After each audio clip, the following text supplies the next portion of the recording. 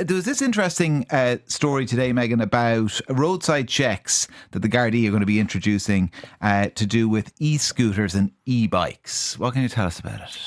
Yes, this is a really interesting story, and basically it's under the Road Traffic and Road Acts of 2023. So now the guards will be allowed to stop e-scooters and make sure that they have a licence. And I think it's just, look, I think it's needed, especially in Dublin, with so many more e-scooters, and helmets will have to be worn, which is, I think, health and safety is one we really have to look at.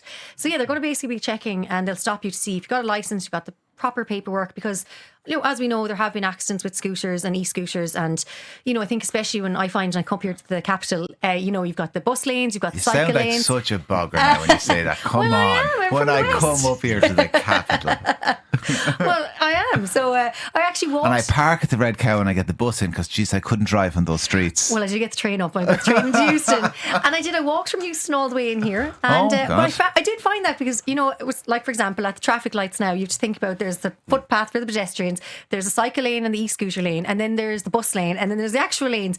I haven't walked that stretch before, and to be honest, I put the phone away because I had to keep an eye for everything. And then at one stage I could hear the light going for pedestrian, but it wasn't my one, so I was like, I really have to pay attention here. So I often wonder about people who are visually impaired and are listening for that light, where a lot of them are together to make sure you actually have the right one. I think you can put your hand on the little box, isn't it? And it vibrates a little bit. You notice that? If you put your hand on it when it's beeping, there's a little pulse in the box. You have to tell the lad on the scooter though that you're crossing.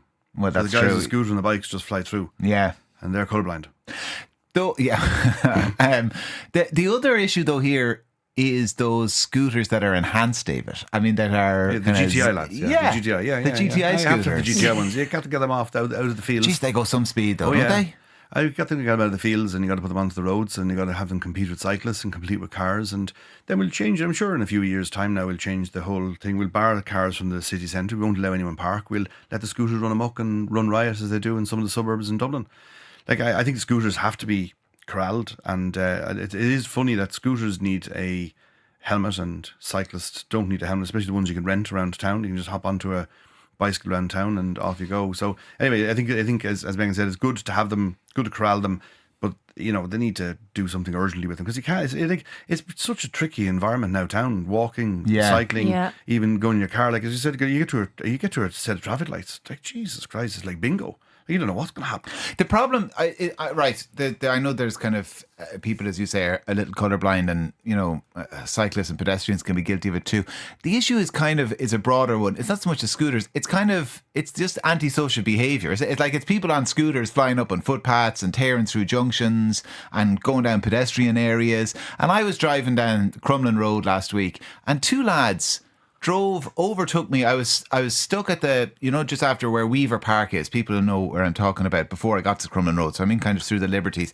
I was stuck at the traffic lights there, and red light, two lads on scramblers, on motorbikes, tore through without helmets, one of them doing a wheelie. There was a squad car behind me, but the squad car didn't do anything because he knew there was no point in doing anything. First of all, he'd probably have GSOC on his case if he went on a high-speed chase after kids. He couldn't chase. Sorry, you can't. Yeah, he can't chase anyone now. You can't do any actual policing, or you might be investigated for it. And also, he probably knew that eventually, like given the apartments and all around there, they just nipped through a gap that he was not going to get through in a squad car.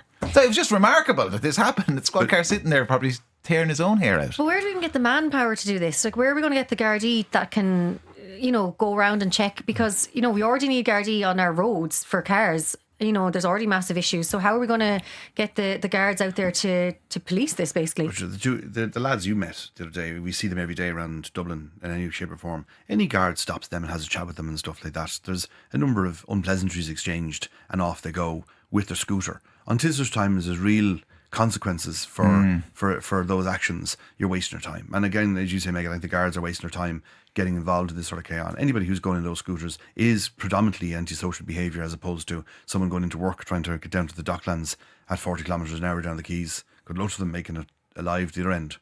The e-bikes are handy though, aren't they? If you've had a pint on the way home, I don't think you're meant to do it when you're too inebriated. But they've got the bold bikes in Kilkenny, you know, you just like swipe the barcode on you pop, you're home before you know it. And no helmet. And we've road safety regulations and road safety ads being in place for everything else. So get pissed, get on your bike, get on your scooter, no problem at all, no helmet, and off you go. Yeah, and also I've got to cycle. You have to cycle. This is the best part about it. You have to cycle on the road. You can't cycle in the cycle lane because the cycle lanes are so full of gunk. Just like dirt and everything that's built up, because the street sweeper, there's not a street sweeper in Kilkenny that can fit inside the wands that they put up during COVID to make everyone cycle. So we've got all these wands that are hideous and filthy. And what they actually do is prevent people in the long run in the cycle lane. It's amazing, isn't it? Great little country. Footpath. And then they go on the footpath or they're on the road. What a brilliant. No consequences. Yeah.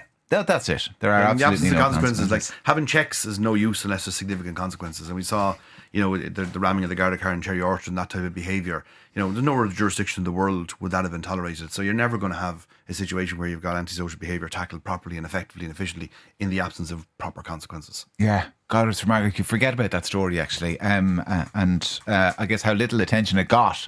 Within a few days, it kind of disappeared. Yeah. I mean, that should have been maybe a much bigger story in people's minds.